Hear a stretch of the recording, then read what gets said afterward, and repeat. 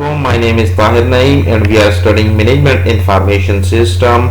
So far we have got 17 lecture and today is our 18th lecture. In this lecture we will study data flow diagram. This is the outline of our today lecture. First of all we will study data flow diagram. What is data flow diagram? Then we will study the various symbol used in data flow diagram. Then we will study the rules of DFD or data flow diagram, that what are the rules and which is used in sketching of data flow diagram. First of all, data flow diagram. Data flow diagram is defined as a data flow diagram is a graphical representation of a flow of data through an information system. Basically it shows that how data passes from one stage to another stage inside the information system. The purpose of data flow diagram is to provide a linking bridge between user and a system developer. So basically the end objective of data flow diagram is that it combines or it narrow the gap between system developer and the user. So what is the requirement of the user and what the system developer has to develop. So these it helps understand the system developer and to fulfill the requirement of the users. The data flow diagram are graphical, eliminating thousands of words, as we have previously discussed that in data flow diagram is basically we draw the graphics or diagrams and it doesn't contain too many words, so it eliminates the usage of too many words. Hierarchical, showing system at any level of details. So basically data flow diagram is hierarchical. It shows the various stages of the data flowing from one part to other part while showing the detail of every level. So when we look at to the DFD, then we can observe from where data is inserted and how data is processed, and every level we can see the detail of every level inside the information system. They have less jargon, allowing user understanding and reviewing. So basically no technical words are used. So whenever a data flow diagram is sketched, so user can look at this DFD and understand that how is it fully understood the whole system and the business process, and he can review if there is any changes to be made. He can point out any deficiency within the business process. Data flow diagram facilitate user to understand how the system operates. DFDs also helps developer to better understand the system with the helps in avoiding delays in proper designing, development, etc. of the project. So basically when a data flow diagram is drawn, it will helps user to understand that how the system operates, or he can understand the whole business process, from where data is entered, how data is manipulated, and DFD. And also whenever a developer look into the data flow diagram, he understands the whole process or the function of the organization. So it helps to avoid him delays in designing the proper or perfect efficient system and development of the project. Symbols. There are various symbols used in the data flow diagram. As we know that it's a graphical, it's not a word related. So we have to draw a diagram. So in diagram symbols are used.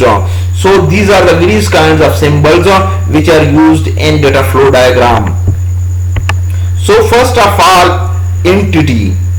Basically entity represent the source of data received by the system or destination by the data produced by the system.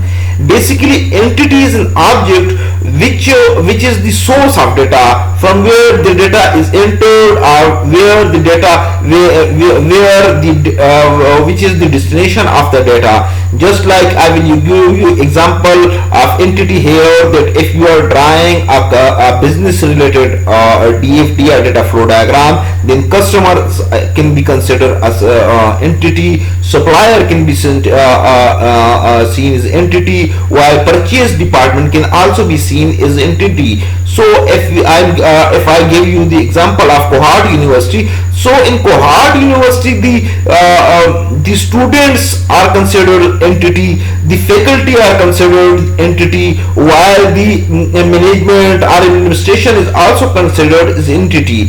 So here is the, if entity is repeated in DFT, the same symbol is with the addition of a bar in the left hand corner is used in look like. So here whenever, because of the data flow diagram, it is obvious that same entity can come up various times. So when it is repeated, we have to lift a bar on the upper left side of the entity, so that it indicates that it is already used in data flow diagram. So whenever we want we have to repeat the entity, then we have to draw a line on the left side of the this rectangle.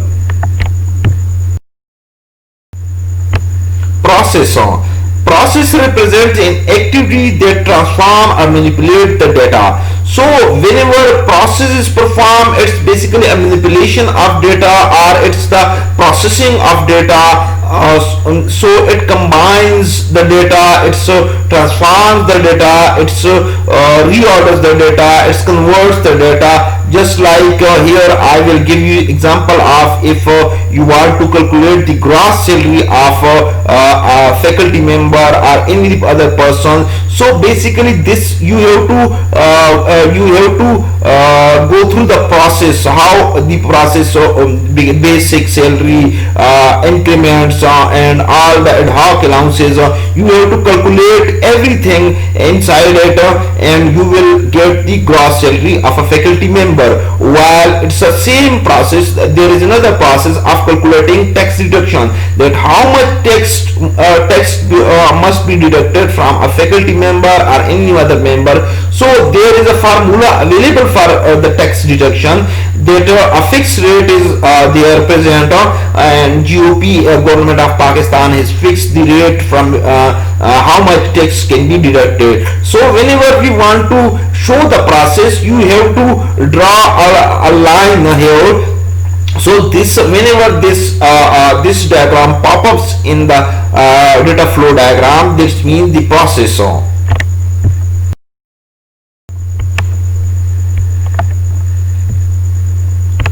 So here basically arrow represent the data flow, represent the movement of data. So whenever you insert the arrow, it means that data is moving in that direction. So whenever we use the arrow, it means the data is going from this side to this side.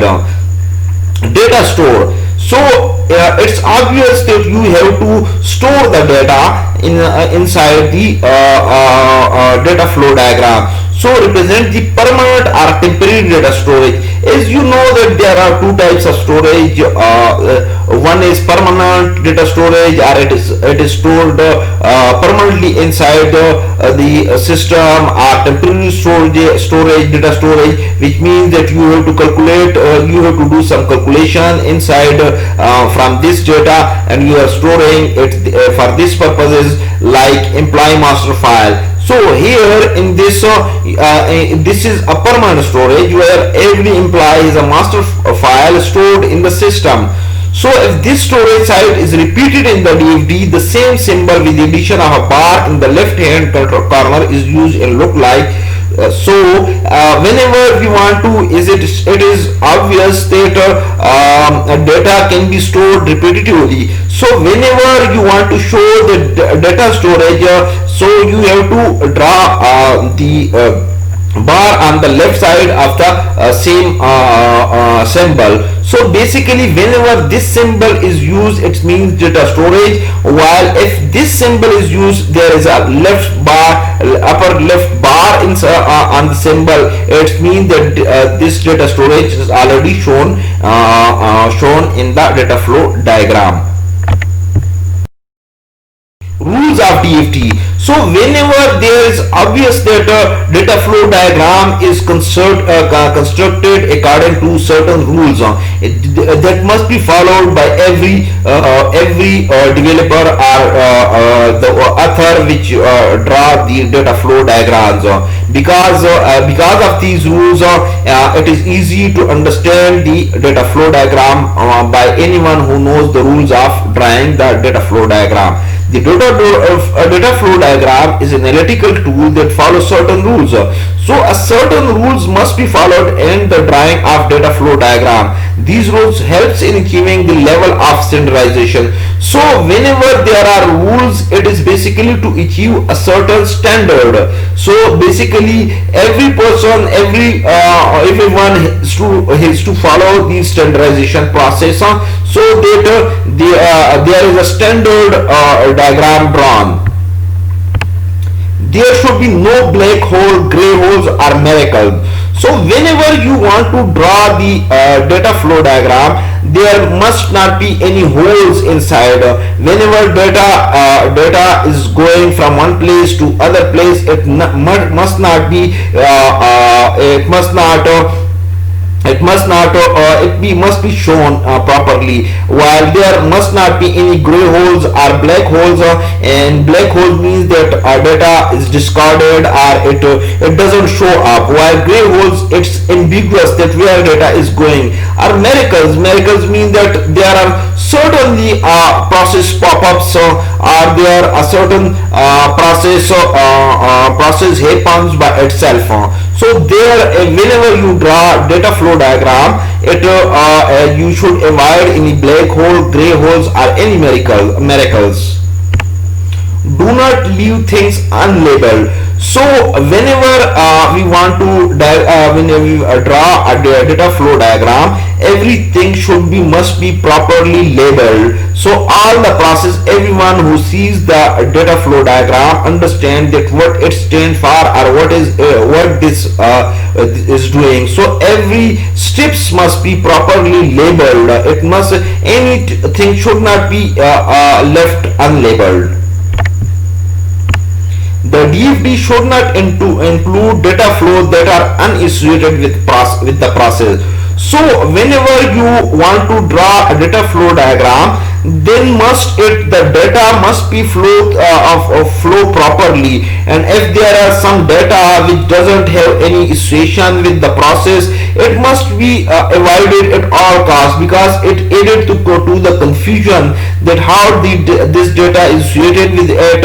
So DFT should not include any data flows that are not linked with the processor. Data flow cannot be without a process or function being involved in the flow. Below are given three diagrams that indicate the best practices. There has to be a process in between these diagrams. So whenever you draw a data flow diagram, a proper process or function must be involved. So basically, as the name indicates, that it is all about data flowing from one place to one component to another. So data flow must be associated. So here I am giving you example that there are three diagrams. I am showing that this practice must be avoided in all costs. So here look at this. This is entity A, entity A, and here it insert the data into storage. Data store, as we have previously discussed from the symbols. Here data store to entity are reversed. That data can it can access the data from the store, or it can insert the data. So here is the basically entity A is giving the data to entity B. So here one entity is giving forwarding data to another entity. So here another third example is here, as we know from the previous slides, that this symbol represent data storage. So here data is stored and here it is another storage place and data is moved from one data store to another data store. So there is not as you can see from these diagrams, that there is and no process or function is involved in it.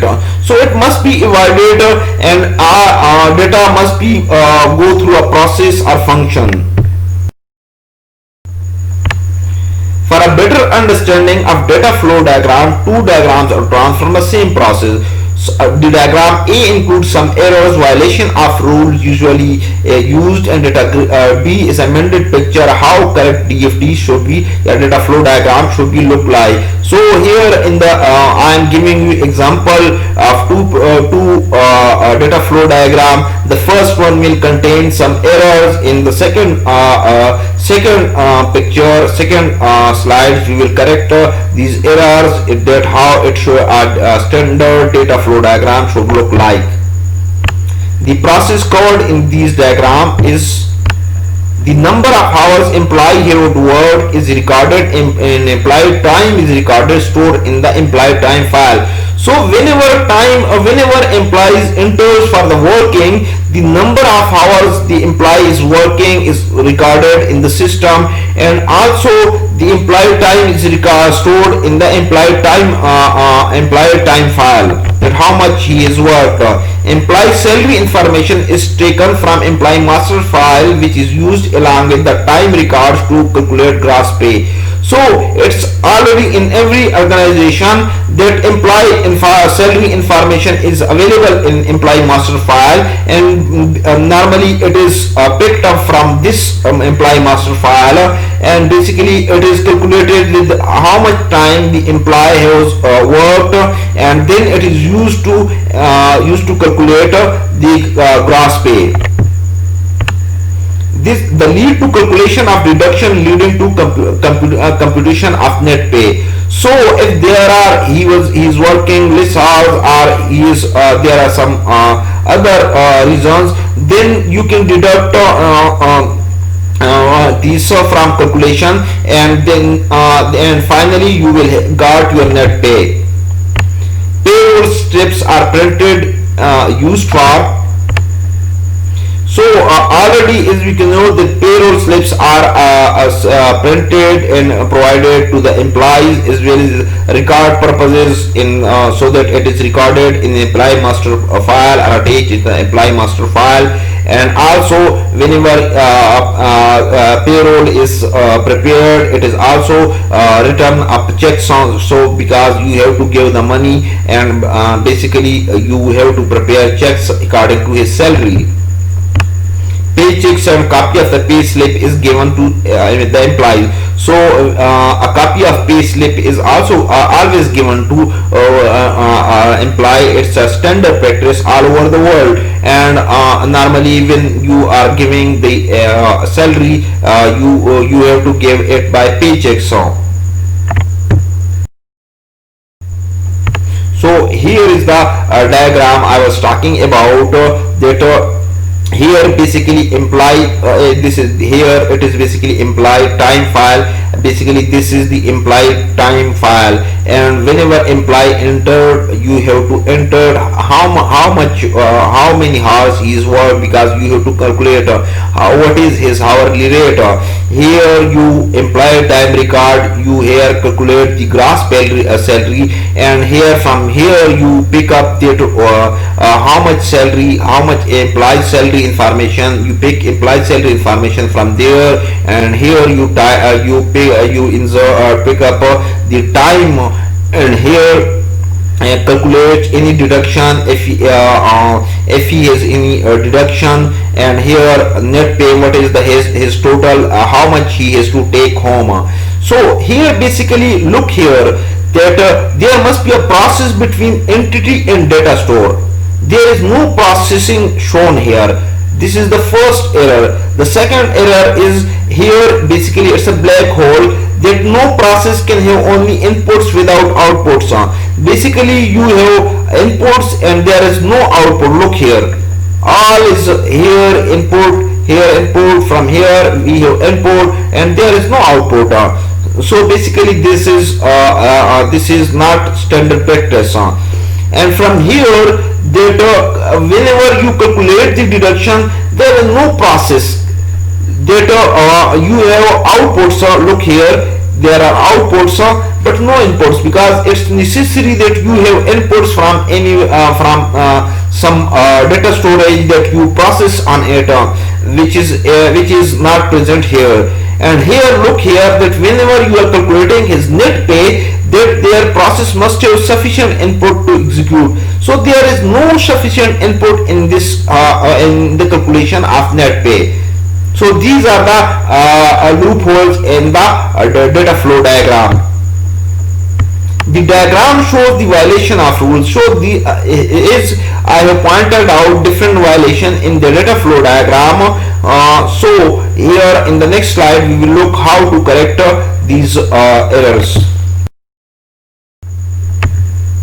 So here, look here, that in the previous slide I have pointed out that there was no processing involved. Here, whenever implies how many hours he is worked, create employee time record. So here you have inserted a process so that the previously error can be, must be a process involved in it. Here is the second, that you have print payroll and slip, because there was no output. Here whenever you are calculating the net pay, then you have to print the pay slip and payroll. So this is the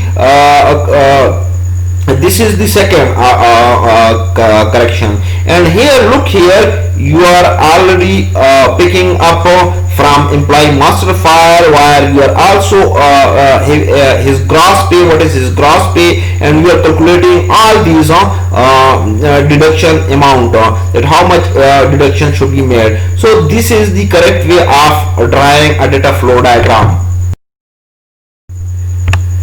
Following correction will be made. A process of creation of employee time will be added between employer and employee time file. So as I have mentioned in previous slides, that we inserted process between the employees and employee time file. Direction of process have been corrected in employee master file, and process of gross and net pay calculation. So here the process's direction is calculated so that there is a linkage between employee master file and the process of gross pay and net pay, because it gets input from the employee master in calculation of gross pay and net pay of the employee. The presentation of payroll printing process is improved. So the payroll printing process has been shown clearly. This is the reference from where I have prepared my lecture. If you have any question regarding today's lecture, feel free to email me. Thank you. Allah Hafiz.